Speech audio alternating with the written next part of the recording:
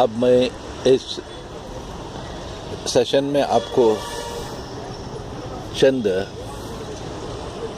Misconceptions यानी गलत फहमियाँ जो हिप्नोथेरेपी के मुताल्लिक़ हैं उनका जिक्र करता हूँ और उसका जवाब देता हूँ यहाँ पर।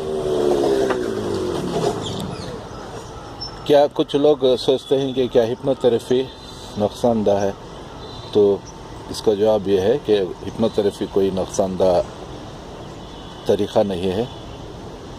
ये इसके कोई साइड इफ़ेक्ट्स बिल्कुल नहीं हैं हिप्नोथेरेपी के। और क्या हिप्नोथेरेपी के साथ कोई दवा, ड्रग्स इस्तेमाल, नशावर चीज़ इस्तेमाल की जाती है, ये भी एक सवाल पूछा जाता है। तो इसका जवाब भी नफ़ी में है, यानी कोई दवा या ड्रग्स या नशावर चीज़ इसमें नहीं दी जाती और ना ही इसका कोई साइड इफ़ेक्ट होता है। और कुछ लोग सवाल करते हैं क्या हिप्नोसिस हमारे ऊपर जब अमल होता है तो उस वक्त क्या हम अपना कंट्रोल खो चुके होते हैं, तो इसका जवाब भी नफ़ी में है। नहीं, बिल्कुल आप अपना कंट्रोल नहीं खोते। आपको अपने पूरे ख़यालात या समझ, सोच और पूरा तरह होश होती है। अंदर ही अंदर आप हर कुछ माहौल के मुतालिक आप कुछ पूरी जानकारी होती है। तो यह है। और कुछ लोग पूछते हैं कि जो कुछ हिप्नोथेरेपी के दौरान होता है क्या उसकी याददाश्त हमें होती है। हाँ, ज़रूर आपको हमेशा याददाश्त होती है। जो कुछ हिप्नोथेरेपी के दौरान आप जैसे हालात से गुजरते हैं तमाम आपके ज़हन में महफूज होता है। हर एक सेशन के दौरान हर एक बात आपके ज़हन में महफूज होती है कि आपके साथ क्या क्या बात की गई, क्या क्या आपको हिदायतें दी गई, ये तमाम आपको याद रहता है। तो हिप्नोथेरेपी क्या बच्चों के लिए मुनासिब है, कुछ लोग सवाल करते हैं। वैसे तो हिप्नोथेरेपी छोटे 7 साल से छोटे बच्चों के लिए मुनासिब नहीं है, वो क्योंकि उनका ज़हन एकसू नहीं होता उस वक्त और वो पूरी तरह हिप्नोथेरेपिस्ट की हिदायत पर अमल नहीं कर सकते, इसीलिए ये बच्चों के लिए मुनासिब नहीं है। और जो बच्चे हिदायत कबूल करते हैं, अमल करते हैं हिप्नोथेरेपिस्ट के, उन पर यह अमल किया जा सकता है। तो कुछ लोग सवाल करते हैं तो हिप्नोथेरेपिस्ट को क्या अपने मामूल को छूना पड़ेगा, तो इसका जवाब यह है कभी कभी उसे हिदायत देने के लिए और असर को ज़्यादा, हिप्नोथेरेपी के असर को और बढ़ाने के लिए कभी कभी मामूल के पेशानी पर या कंधों पर थोड़ा सा इजाज़त के साथ छूना पड़ेगा। तो ये उसका जवाब है।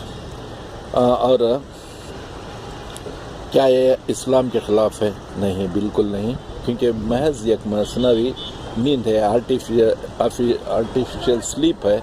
इसमें इस्लाम में कोई इसमें ममानियत नहीं है किसी को आर्टिफिशियल या मसनवी नींद सुलाना और उससे इलाज करना इस्लाम में नहीं, ये तो नाजायज़ नहीं है।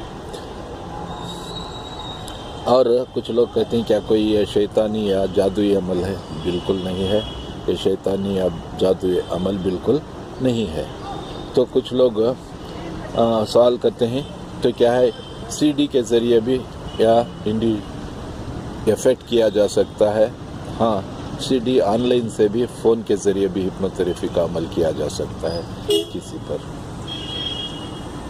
तो हिप्नोथेरेपी में क्या हिप्नोटाइज्ड जो हिप्नोटाइज करते हैं तो उसका असर इस बहुत दूर तक रहता है? कुछ लोग सवाल करते हैं। हाँ, बहुत दूर तक हो सकता है। और हिप्नोथेरेपी करने के लिए क्या है,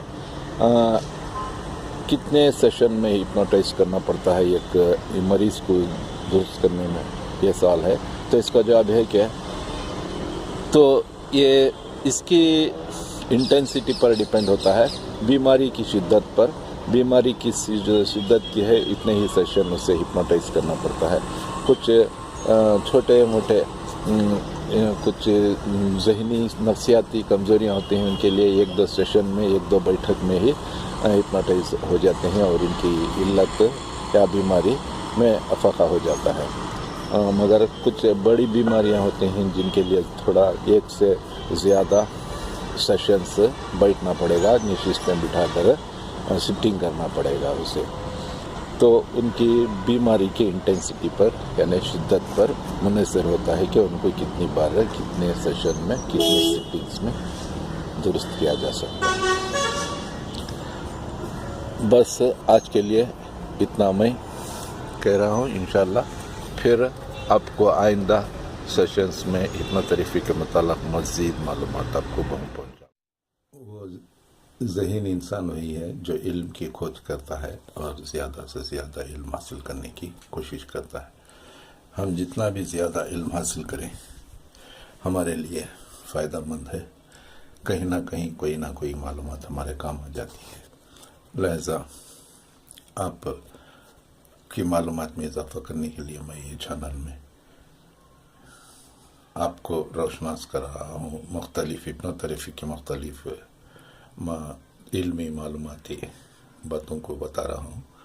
अगर आपको ये चैनल पसंद है तो लाइक कीजिए और मेरे हौसला अफजाई कीजिए, सब्सक्राइब कीजिए और बेल आइकन को दबाइए, तो मुझे हौसला अफजाई होगी और जो भी मेरे नए चैनल्स मैं प्रोड्यूस करूँगा वो पहले आप तक पहुँचेंगे। बस इतना कहते हुए मैं आपसे फिर एक बार गुजारिश करता हूँ कि लाइक कीजिए मेरे चैनल को और सब्सक्राइब कीजिए और बेल आइकन को दबाकर मेरी हौसला अफजाई कीजिए ताकि मैं और से ज़्यादा मालूमात आप तक पहुँचा सकूँ।